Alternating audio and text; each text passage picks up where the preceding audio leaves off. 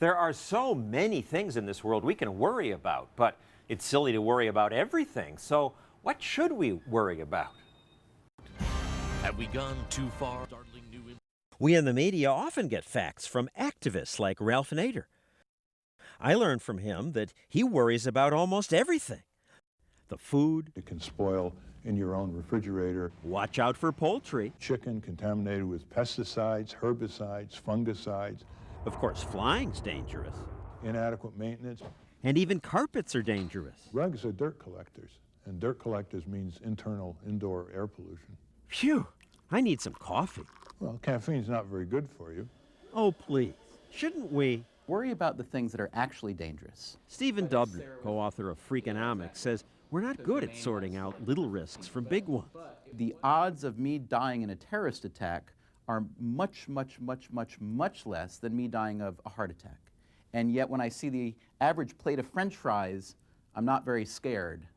That's a bad assessment of risk. I should be much more worried about dying of a heart attack than a terrorist attack, and yet I'm not.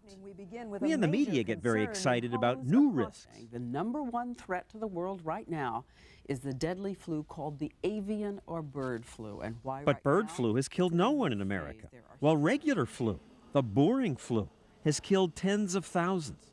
This internist says his patients don't want to hear that. I say you need a flu shot. You know, the regular flu is killing 36,000 per year. They say, don't talk to me about regular flu. What about bird flu?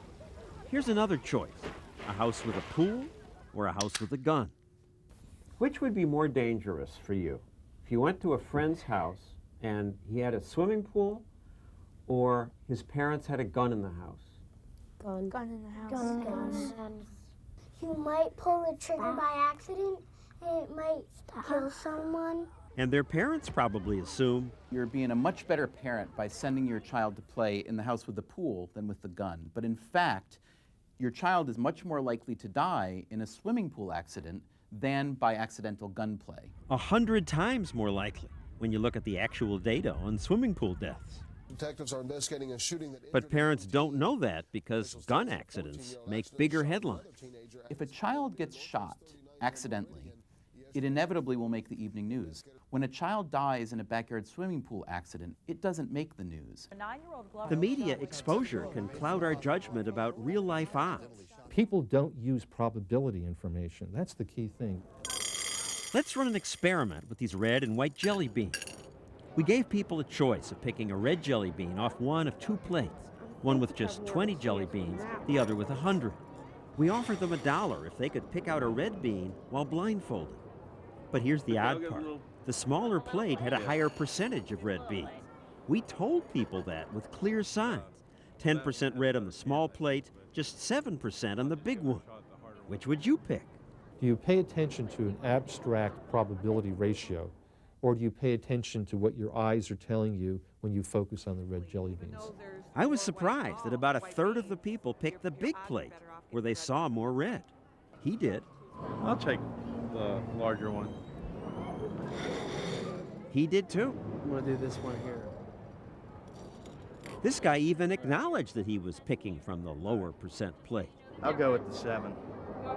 At least this boy got the concept. We'd have a better chance of winning for this one. But his adult aunt didn't. I want to pick from this one. The visual image is so much more powerful than the percentage.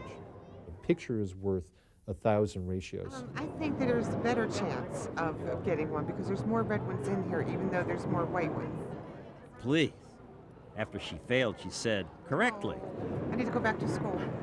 Okay. Maybe a school that teaches statistics? If more people understood probability, they'd make better judgments about what to worry about. This has got to be one of the most dangerous things that we do, especially in the rain. You'd think we'd know that. Here I am going fast, a few feet from other cars, and some of them are being driven by 16-year-olds. And adding to the risk, people drive while they're curling their eyelashes, eating, even reading. 100 people die on the road every day. But while people fear flying, we're comfortable in cars. In a car, I'm in control. In an airplane, I'm not. Exactly, precisely. It's the illusion of control. because I'm steering and I've got my foot on the pedal. You're more likely to be killed Absolutely. or maimed. Absolutely. But you have this illusion that because I'm driving, I'm in control and I'm such a good driver, I can make sure nobody hits me, which is crazy. I mean, driving is probably the single most dangerous thing that any of us do in a given day. So overall, the big risks are driving, being reckless, smoking cigarettes, drinking too much, and a bad diet. So worry about things like, What is your blood pressure? What are you eating? Are you exercising? yes, obesity is a big threat, but Obesity is boring. Heart disease is boring. So we tend to not think of the things that can really get us. I try not to think of the odds when I'm riding my bike to work. I should. Some things are worth worrying about. Our message isn't don't worry about anything. Our message is worry about the right things. Worry about things that can really harm your health.